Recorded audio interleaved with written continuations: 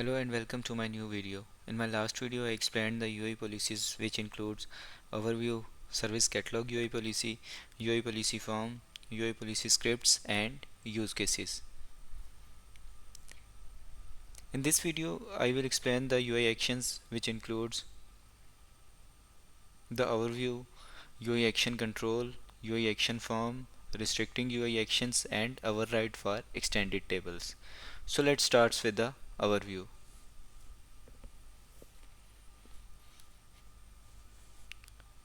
UI actions in ServiceNow are configurable components that enable user to interact with records and perform specific tasks directly from forms, lists, or related lists.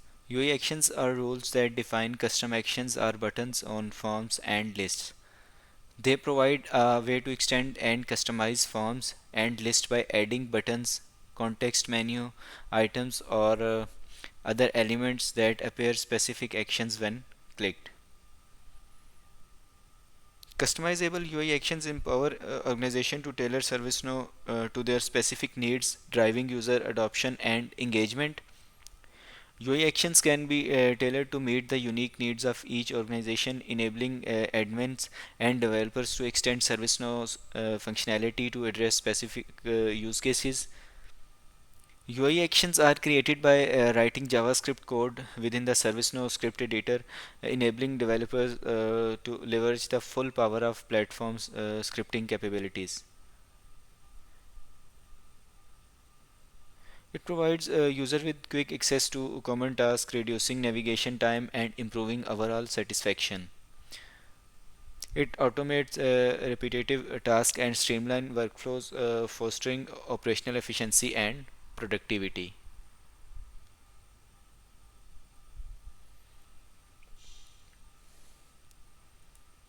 Then UI action controls.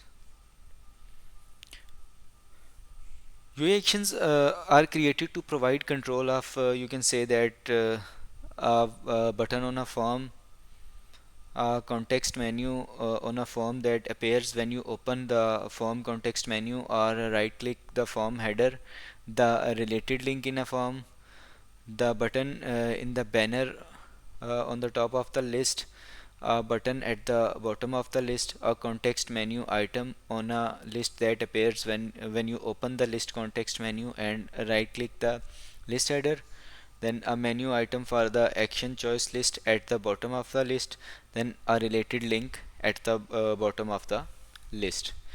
So let's explore, you can say that, these UI actions on my personal developer instance.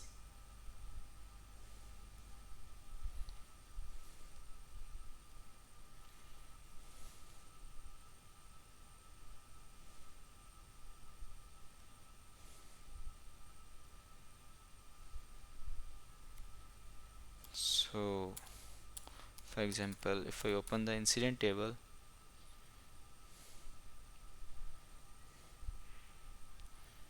and open any incident, then these are the, you can say that, UI actions: follow, update, delete, and these are, you can say, button on the form, then additional actions,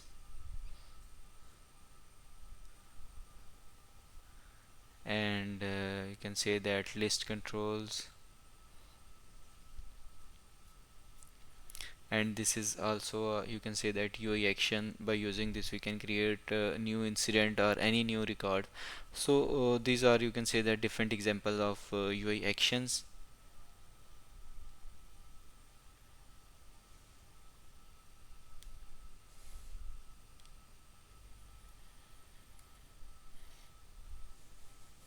Then UI action form.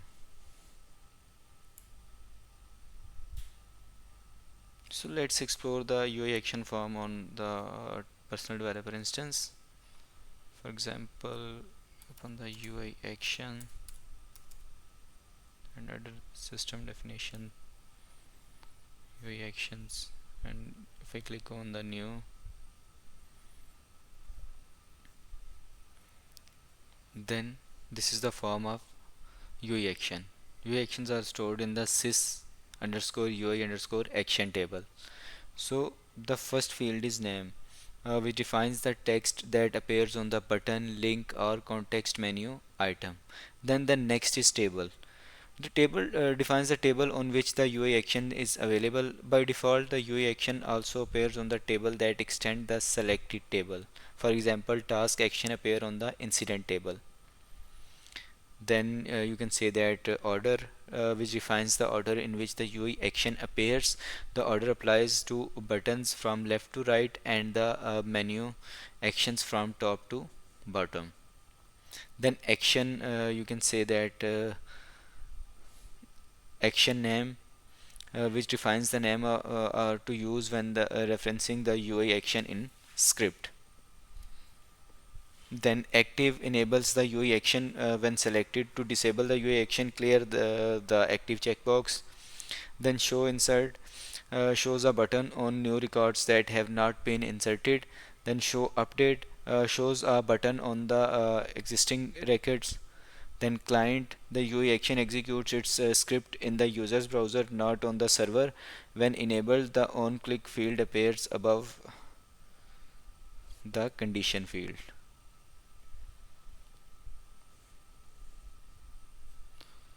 Then form button puts a button on the forms. Then form context menu puts the item in the form context menu. If you click on right click on the form header. Then form link puts a link in the related links section of the form. Then list, you can say that list banner button, it puts a button in the banner of the list. Then list bottom button puts the button at the bottom of the list. Then list context menu puts the item in the list field context menu. If you right click a cell in a list, then list choice puts an item in, you can say that in the action choice list at the bottom of the list. Then list link puts a link in the related links section at the bottom of the list. Then you can say that overrides specifies a UI action that this UI action overrides. Then comments provide descriptive content regarding this UI action. Then hint defines the text that appears when a user points to the UI action control. Then you can say that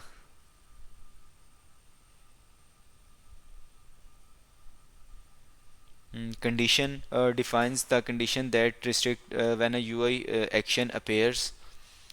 Then next is script defines the script to run when the UI action is executed.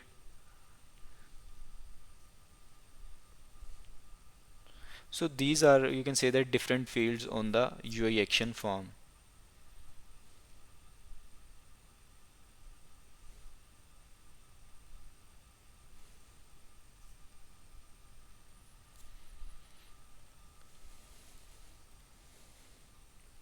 Then restricting UI actions. You can also restrict UI actions to appear only on specified form views. We can use the UI action visibility related list on the UI action form to restrict the UI action by view. A UI action is available for the specified view according to the following rules. If there are no visibility rules, the action appears on all views.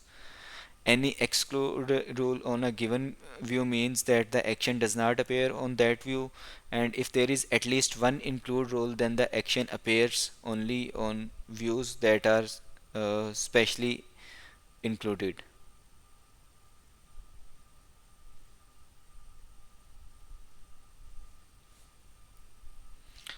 So we can also, you can say that, restrict the UI action. Then override for extended tables.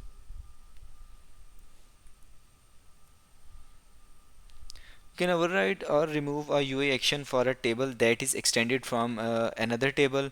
When a UA action is defined for the you can say that task table, it applies to all tasks including incident, change, problem, and any other tables that extend the task table.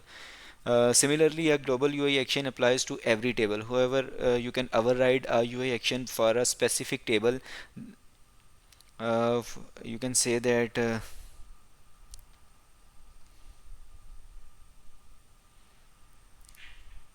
if you can say that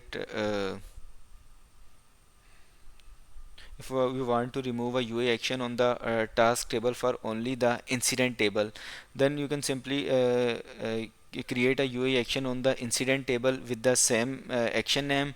If the action name is not defined, update both the UA action and the UA action and the UA action to be overridden with the same action name. Enter a script that specific to the incident table. Then navigate to the UA action definition for the task table. Then add the condition. You can say that current or get record class name is not equal to incident. So in this way we can override the extended table. So let's create a you can say that simple UA action for incident table. For this, let me open my personal developer instance. So for example, for incident table,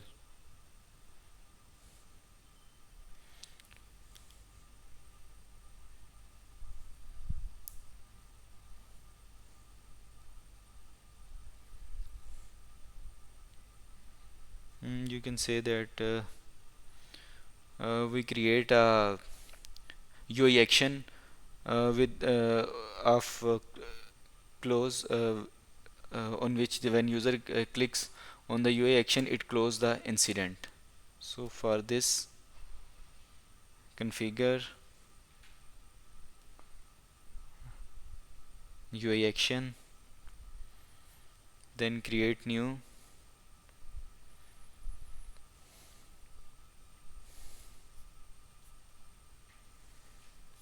then name is demo close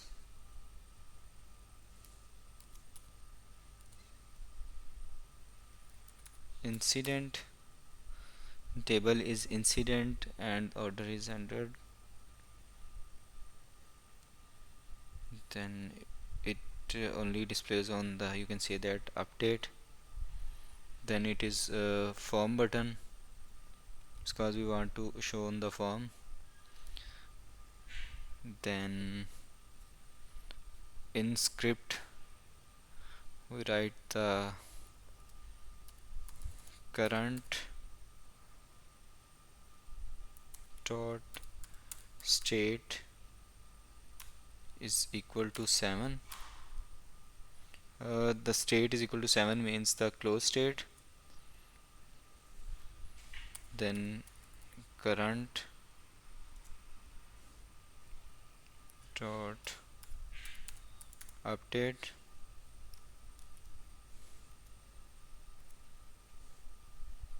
and then action dot set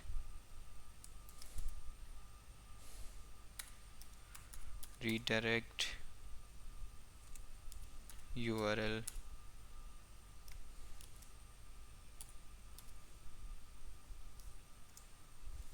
current. So action dot set redirect URL current is used to you can say that when we close the task, it redirect to the same page. So let's save this. Demo close incident is the name of our UI action. Now you can open the incident.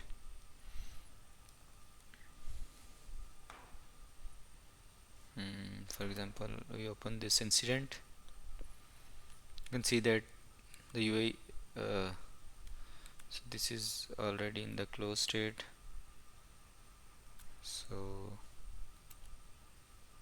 option open any other incident. So this is in open state. You can see that this is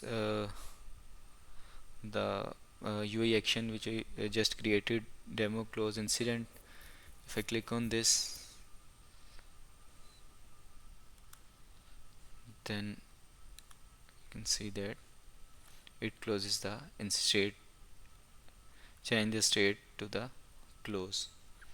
But you can see that this button is still you can say that available on the form, and if we want to hide this UI action when the state changes to the close, then for this we simply write the condition like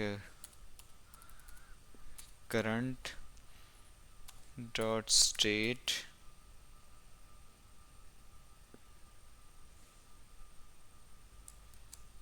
is not equal to 7.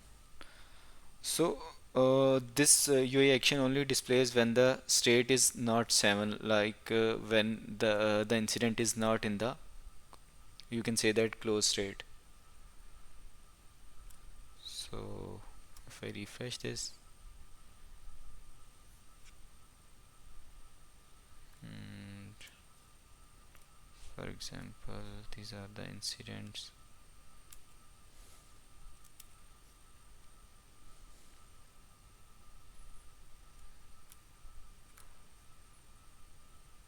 and when we click on the demo close incident, then you can see that the incident is closed and the UI action is hide. So in this way we can create the UI actions and add different conditions that on which basis the UI action displays on the form, or you can say that on the context menu. So we can use different conditions to show and hide the UI actions.